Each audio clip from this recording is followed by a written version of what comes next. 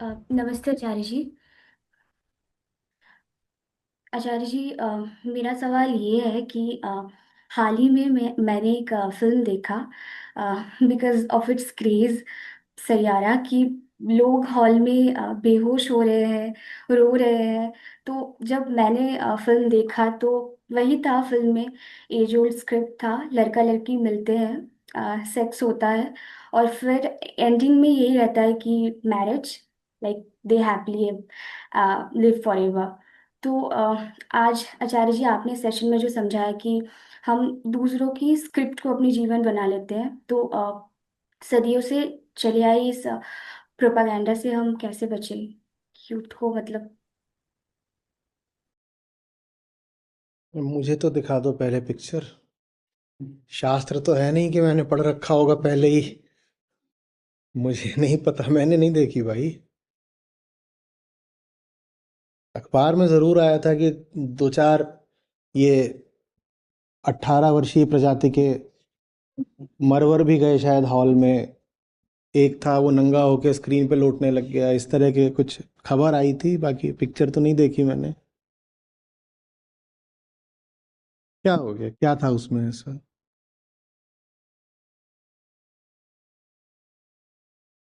आप देखा है? यस। हैं?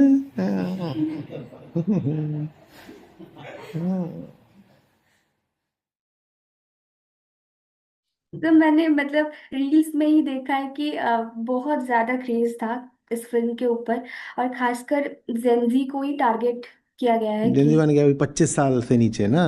तो ठीक है, देखो जाके क्या में। इतना क्या बावले हो रहे हो? क्या देख लिया उसमें? क्या था? जुरासिक पार्क है क्या है मतलब? ऐसा क्या देख लिया जो अति मानवीय है? या पराप्राकृतिक कोई घटनाएं थी उसमें? भूत भूतनी क्या था ऐसा? क्यों?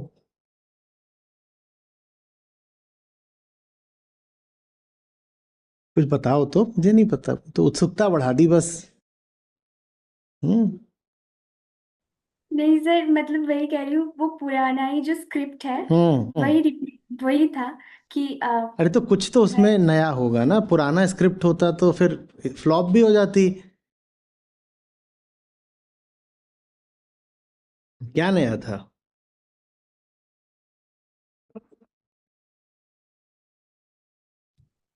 मुझे तो कुछ नया है मतलब लगा नहीं, मुझे तो वही लगा पुराना वाला।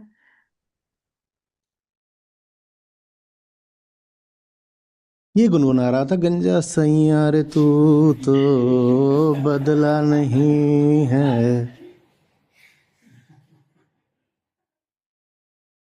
हाँ सर, मतलब सॉन्ग अच्छा है। सॉन्ग अच्छा है। कैसे कैसे तो निकलवाना पड़ता है। क्या है अगली पंक्ति, क्या है इस दोहे की? श्लोक को आगे बढ़ाएं। हम्म। सैया रे तू तो बदला नहीं है।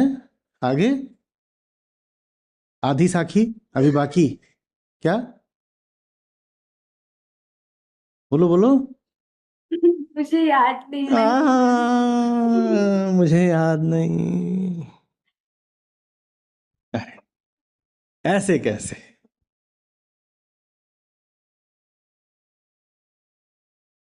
हम्म।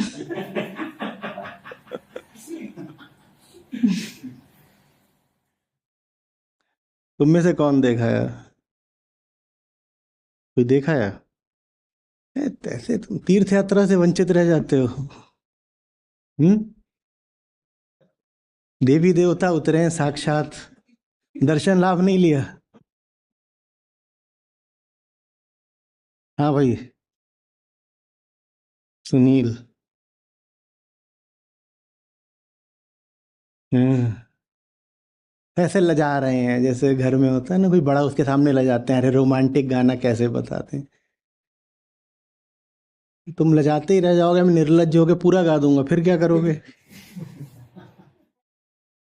तुम्हें क्या लग रहा है कि मुझे बस श्लोक की पहली पंक्ति ही पता होगी? दूसरी भी पता है ही। देखकर तुम आए हो, तुम बताओ ना उसमें क्या खास है। मुझे नहीं, क्या खास है? कुछ नहीं।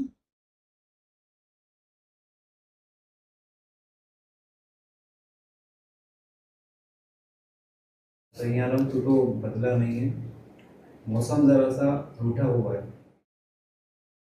सर वहां पर मुझे एक चीज मिला कि जो हीरो है वो मतलब ऐसा कहता है कि मुझे बहुत फेम चाहिए, सक्सेस चाहिए। अ, मतलब मैं ये समझने की कोशिश कर रही थी कि वो कह रहे थे वो लड़की को वो उसका सच्चा प्यार मतलब मानता था, तो वो जब उससे दूर जाता था तो मुझे मतलब वो सब कुछ छोड़कर वो वापस लड़की के पास ही आता है।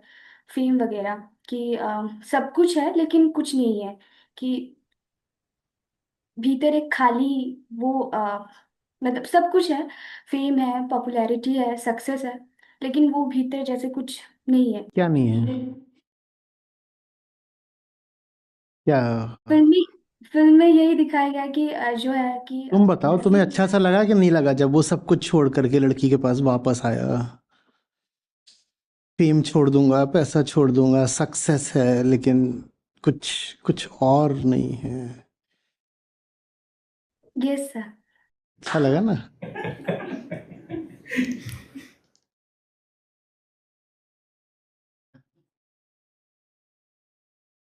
हो गया, यही तो है। जिसके लिए सब कुछ छोड़ दिया जाए वो भगवान होता है, और अहंकार क्या बोलता है, अपुनिच भगवान है।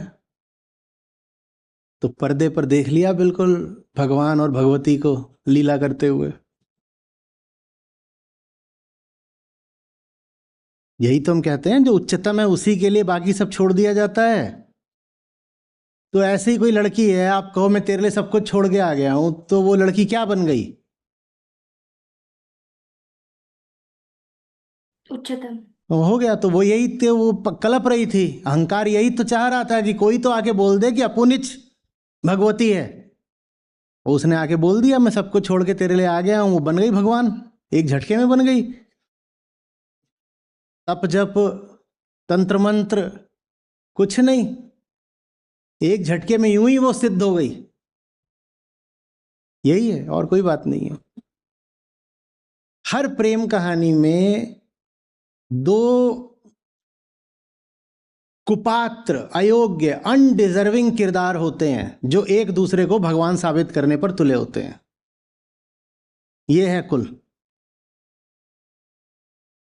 दो लोग जो किसी गत के नहीं, किसी हैसियत के नहीं, वही जो आज का पूरा बात था, ये साबित करने में लगा हुआ ये भगवती है और ये साबित करने में लगा हुआ ये भगवान है, और दोनों एक दूसरे के साथ हो गए हैं, तो पक्का भरोसा आ जाता है कि अपुनिच तो हैं।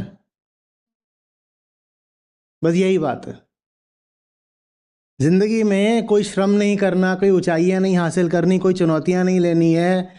एक लड़की आ जाए वो भी सेक्सी सी हो तो बेहतर है, लड़का आ जाए वो भी, सोचो यही जो तुम्हारा होगा इसमें किरदार, वो मोटरसाइकिल चाहे ठेले से उतरे वो भी इतनी मोटी तोंद लेके।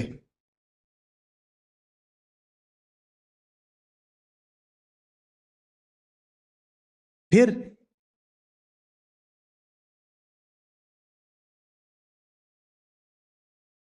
अच्छा सा नहीं लगा कुछ आपने क्या कहते हैं? रंगीन रूमानी कांच में दरारें। नहीं, बस यही है। ये ना होती तो इसे भगवान कहलाने के लिए न जाने कितना श्रम करना पड़ता। जिंदगी में कोई सार्थक चुनौती उठानी पड़ती, बहुत कुछ करना पड़ता है इसे ऊंचाइयां हासिल करने के लिए। ये आ गई तो इसने ऐसे ही बोल तुम मेरे भगवान हो, बस हो गया, कितना सस्ता है। बदले में बस ये मांगती है कि तुम मुझे भगवती बोल दो, हो गया। यही है। आप घोर नाकाबिल हो, सारी नाकाबिलियत आपकी छुप जाती है जब कोई आकर बोलता है तुम मेरे सब कुछ हो। बस इसलिए अच्छा लगता है।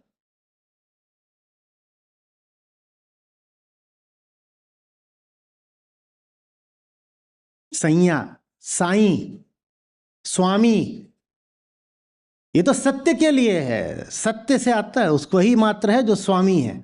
स्वामी से ही आता है साईं, वहीं से सैया। तुम यही किसी झुन्नू लाल को सैया बोल रहे हो?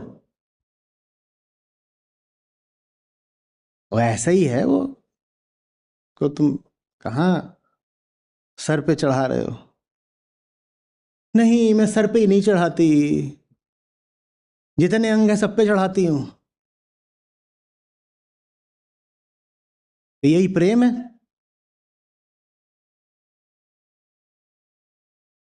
सी सौ, सी सौ।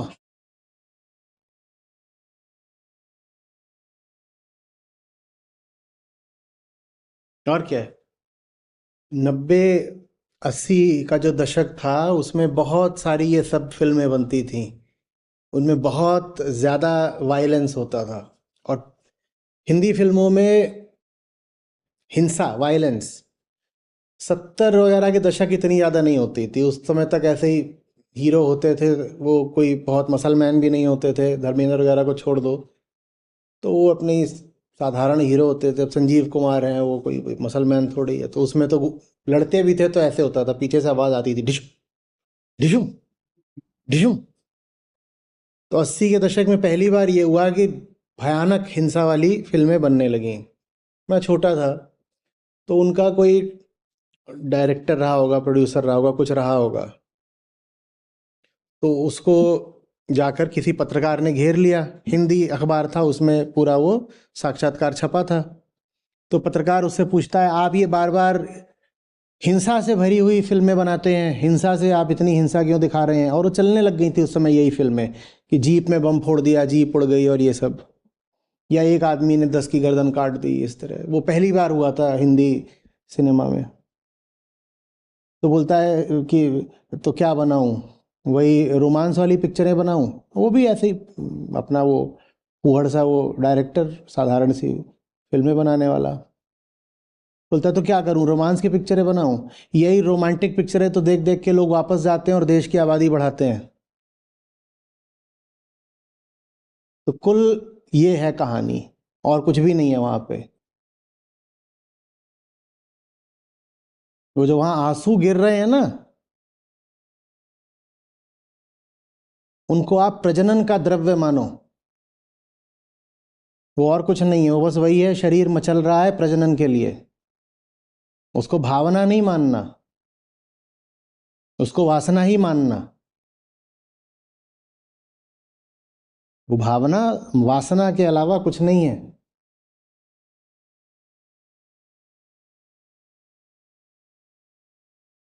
और किसी से जा करके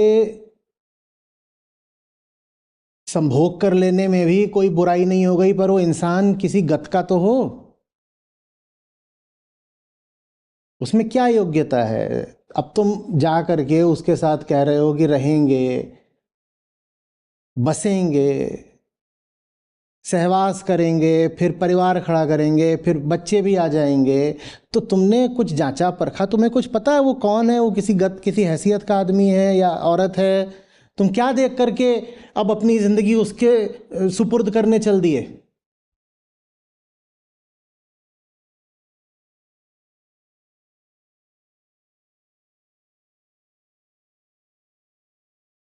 बस ऐसे ही।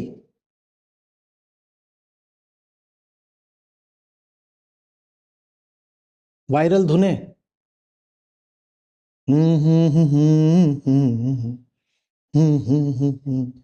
दुनिया की सबसे ज्यादा रोमांटिक पिक्चरें भारत में बनती हैं। पश्चिम में रोमांस एक कैटेगरी होती है, आप बोलोगे एक जॉनरा है, एक श्रेणी है। भारत में रोमांस डिफॉल्ट होता है। 90-95% फिल्में रोमांस ही हैं। वहां किसी फिल्म में अगर गाना आ जाए तो अपवाद होता है। यहाँ एक पिक्चर में 8 गाने ना हो तो बात करो। और फिर समझ में नहीं आता कि यहाँ आदमी के पास और कोई काम क्यों नहीं है। यही काम है, 20-22 साल के होते नहीं कि प्रकृति काम सौंप देती है, अब यही करो। 20-22 तो ज्यादा बोल दिया, जेंजी वाले तो वहां पे 12-12 साल वाले लौट रहे हैं।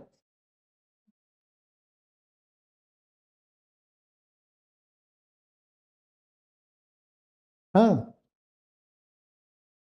एक पॉपकॉर्न खाकर आत्महत्या करना चाहता था।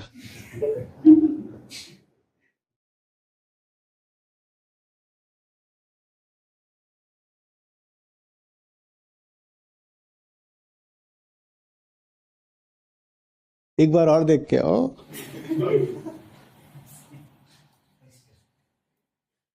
एक बार और देखो, मेरी कमेंट्री सुनने के बाद देखो अब कैसी लगती है।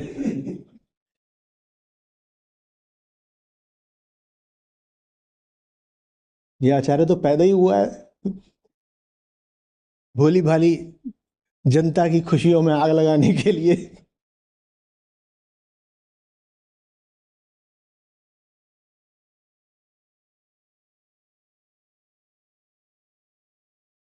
खाली सूनी बंजर जिंदगियां,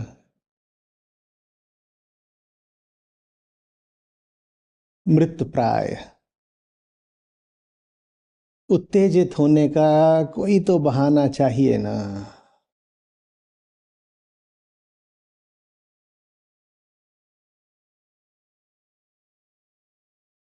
बस कृत्रिम उत्तेजना है, प्राण नहीं बन सकती। माया का सबसे हसीन धोखा होती है जवानी, और आप उसकी चालें कितनी काट दो ये नहीं काटी जाती। सचमुच ऐसा लगता है भगवान भगवती खड़े हो गए सामने, जब वो जुल्फे उड़ाती और अदाएं दिखाती, इठला के बल खा के मचल के सामने आती है, अच्छे अच्छों की गीता छूट जाती है। और जब भीतर हार्मोन बिल्कुल उबल रहे हो, सीटी मार रहे हो, तो गदहवा भी कामदेव लगता है।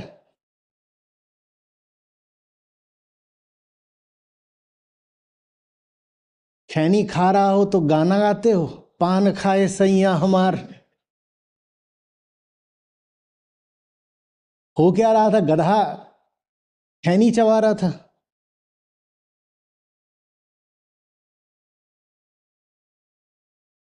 मोहनी सूरतिया होठ लाल लाल।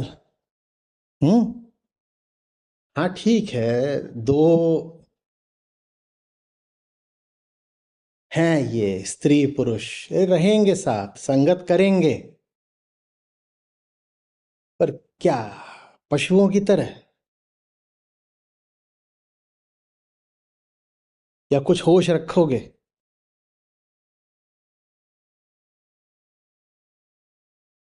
संगत में, रिश्ते में कोई बुराई नहीं, सेक्स में भी कोई बुराई नहीं, पर बेहोशी तो बुरी चीज है ना। बच्चे पैदा करना भी ठीक हो सकता है,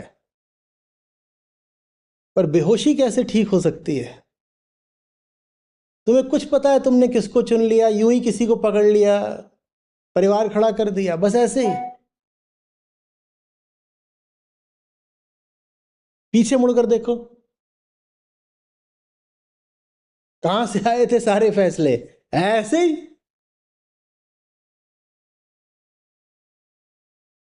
मोहल्ले का पंडित रिश्ता लेके आया, ताऊ जी ने बोला लड़का अच्छा है, अभी पटवारी है, कल अफसर बनेगा।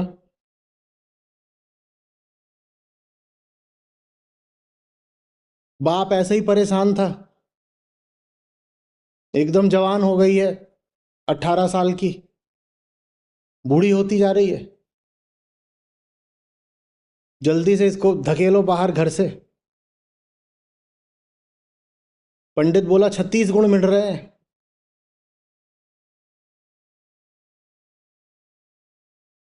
हो गया भैया। ये क्या है?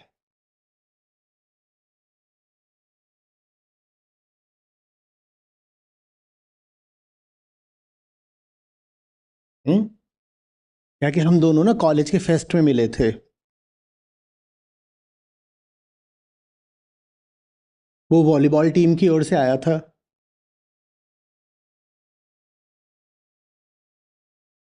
और मैं डांसिंग करने गई थी।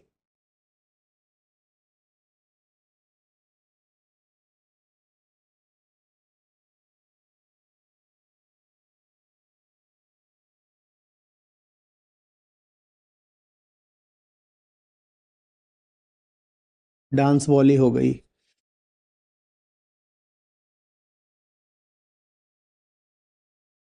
एक तो गाना भी है, तेरा कसूर न मेरा कसूर, न तूने सिग्नल देखा न मैंने सिग्नल देखा, एक्सीडेंट हो गया रब्बा रब्बा।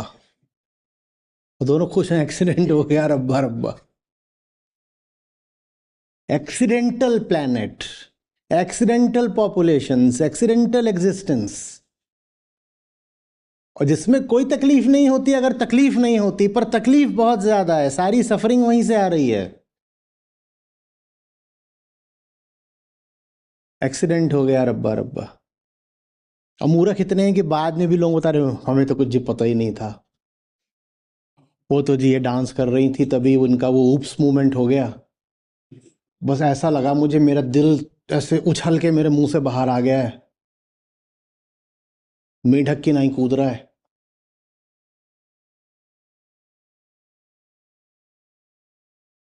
मैंने तो जी मौका देख के वॉलीबॉल मार दी।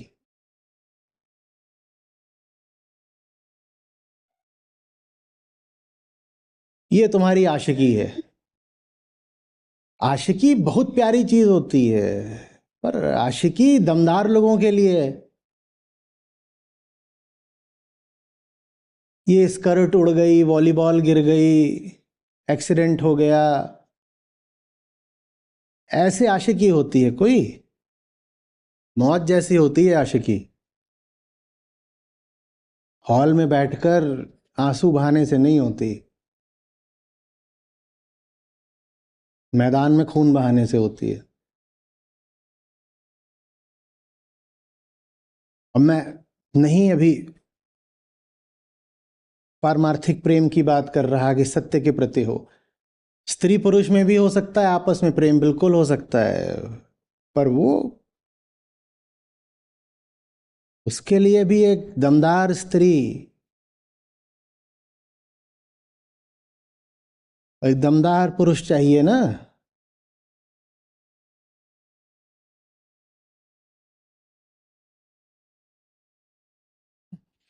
ये गीली मिट्टी के कच्चे पुतले ये आशिकी करेंगे?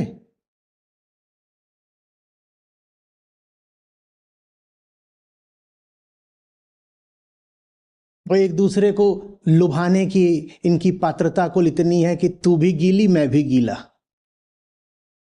पर अगर इतने गीले हो तो बेटा कच्चे भी होगे।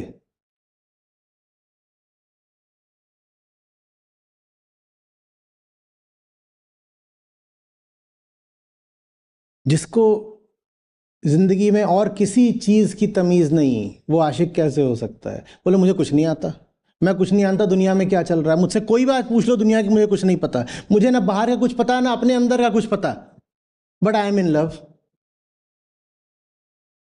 क्या सूंघ कर आए हो?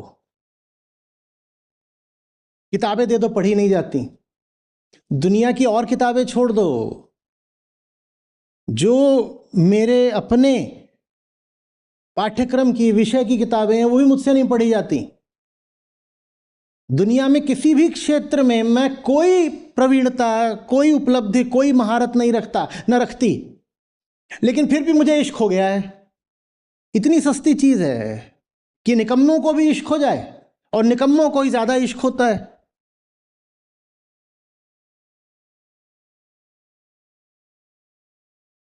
जिंदगी में आज तक मुझे कोई ढंग का फैसला लेना नहीं आया, बिना सहारे के अपने पैरों पर खड़ा होना नहीं आया। भूत प्रेत से लेकर दुनिया की हर मूर्खता पर मेरा विश्वास है। अंधविश्वासियों में नंबर 1 हूं, कायरों में नंबर 1 हूं, अज्ञानियों में नंबर 1 हूं, लेकिन मुझे इश्क हो गया है। तुझे इश्क हो ही नहीं सकता, तुझे कोई बहुत जलील चीज ही हो सकती है। जाकर चेक करा, कोई बीमारी हुई होगी। प्यार उपलब्धि है, प्यार पुरस्कार है, प्यार खड़ी चढ़ाई है।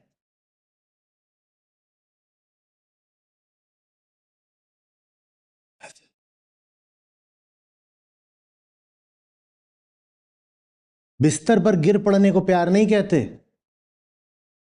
सब बेकार बातें हैं, याद मत रखना। टिकट कटाओ।